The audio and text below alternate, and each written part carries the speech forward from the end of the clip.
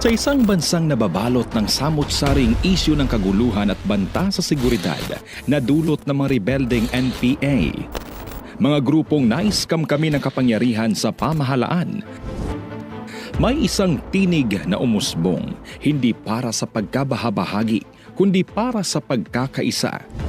Isang lider na hindi lang nangangako, kundi kumikilos.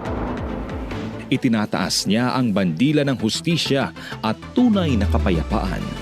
Gaya ng kaibigan nitong si Pangulong Rodrigo Duterte. Ito ang kanyang adhikain. Ito ang kanyang misyon. Sama-sama nating itaguyod ang kapayapaang hindi lamang panaginip, kundi realidad para sa bawat Pilipino. Iboto, number 53 sa balota, Pastor Apollo C. Quiboloy, para sa Senado.